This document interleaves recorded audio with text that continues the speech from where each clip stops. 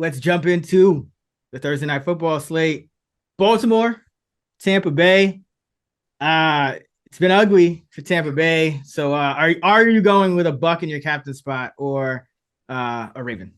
Yeah, it's been ugly, but I'm going with the Buck. I'm going with Chris Godwin. He is fully healthy right now. He's run over a 90% route rate each of the past two games. He's seen a target rate of 22% or more in every single game this year. And yeah, due to these offensive line, issues that Brady's dealing with, he's getting the ball out quickly.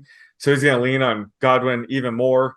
Plus, it looks like Russell Gage is banged up. We don't know if Cam Brate's going to return. So I just think there's going to be a ton of targets going Godwin's way here. Plus, he hasn't scored a touchdown this season, I believe. So he's also due for some positive regression. So he's my ideal captain play for this slate. Yeah, Godwin, he's been that guy that Tom Brady's had to look for. Mike Evans has been not quite as consistent as years past. It's been, obviously he had the drop touchdown that would have changed everything, but Godwin's pretty much a lock for 10 to 15 targets, just the way they're playing. Brady just wants to get that ball out quick. He's not trying to take any hits at the ripe old age of 45. So don't mind Godwin at all. I'm just going to go with Lamar Jackson here because usually you would think this is a slate where you have to save some cash because there's all these Bucks players, but at this point, I don't really feel the need to put in a bunch of bucks. And Mark Andrews is banged up. So, he's another guy. I just think Lamar is going to do a lot of his damage on the ground, and he'll probably hit his, probably spread it around to Bateman, Duvernay, and Andrews, and they still got Gus. So I think Gus is a possibility, but this Tampa Bay run defense in their front is still one of the better ones in the league. So I think it's more of a Lamar is going to have to create some of his own rushing lanes in this one. So just give me Lamar. All right, who you like for dart throw? So on the Buck side, I got to go with Rachaad White here. He's been eating into Fournette's role quite a bit lately. And it's not a question that he could just leapfrog Fournette altogether, especially with the Bucs struggling. White ended up being the leading rusher last week. So I think White has a high enough floor now to use him on a showdown slate like this, but he has an untapped, sneaky high ceiling here as well. If he were to end up being the lead back all of a sudden, but yeah, especially in the routes run rate department, he was very close to Fournette last week. Fournette dipped down to 47%. White was up to 38%. So I think that's one of the paths for him to hitting value here is just, being used in the passing game and dump offs from Brady. So I like White here. And then on the Ravens side, I promised I will never go with Isaiah Likely until he actually breaks out. Clearly he's due for a breakout game at some point, but with Mark Andrews banged up, I think this could be a spot to take a flyer on Josh Oliver. He's actually been operating as the number 2 tight end for the Ravens lately. Would expect him to run a route maybe 30% of the time. And he made an amazing catch, a couple weeks ago. So this is a spot where I might take a flyer on Oliver. Plus, Andrews was clearly playing at less than 100%. A rare dud for Mark Andrews. So with the short week, maybe Andrews is going to be limited again this week. So a guy like Oliver may have to step up here. So I think he's sneaky as a dart throw on the Ravens side.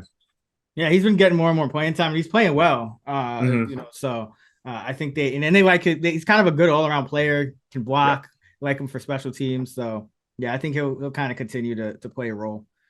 For me, I am going with on the Bucs side. I'll go with Cade Otton. I don't think Cam Brate is going to suit up on the short week, but even if he does, there's been the Tampa Bay beat writers have been saying that Otton's going to cut into Cam Brate's role. So I think they're going to kind of be 50-50 even when Brate comes back, but I don't think he'll come back on the short week. And Baltimore's 24th in DVOA against tight ends. So, with Tom Brady trying to get the ball out quick, I think it's going to be the tight end's going to continue to be involved. So, like Otton this week. And on the Ravens side, James Prochet, my dude, I got to go with him.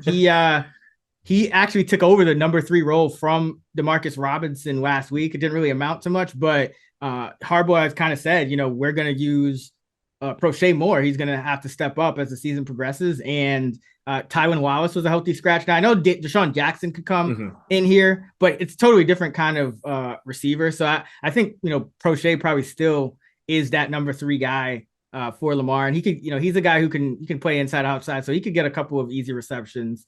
So yeah, just going with him, he's going to be kind of off everyone's radar. I don't know if people realize that he leapfrogged DeMarcus last week. Yeah, it's a good call. And would you say if Deshaun Jackson is active, he's worth a flyer, right? Yeah, absolutely, because one play is all you need. Exactly. He's a perfect showdown slate play at that point. But he's got to be active, but that's definitely something to look out for. Yeah, he's still on the practice squad, so he would have to be elevated. Or I mean, he could obviously be signed to the active roster, but I would think they would use the 3 elevations. So check that information. Usually come for a Thursday game, they usually do the elevations on Thursday, I think, right? Yeah. Yeah, so that's something to monitor. And we do got a fullback on this slate. We got a couple. Yeah, well, Patrick Ricard is the main one. Yes. And then I guess it was Keith for the Bucks. Yeah, he's questionable though. He's off the radar. He's kind of a tight. I mean, it's still listed tight end, but Ricard is a legit fullback. He is running a route on about 36% of the dropbacks. So there's always a chance. It's been over 45% the past 2 games. Yeah, you're right. 47, 48. So there's always a chance he gets like one of those little play action touchdowns. He's also, with Andrews a little banged up, he could get a couple snaps at tight end as well. And he has about 3 carries on the year. So there's enough here. There's enough here if you're in a large field tournament, maybe he's the last your last guy on the roster. Yeah. And you're just kind of praying.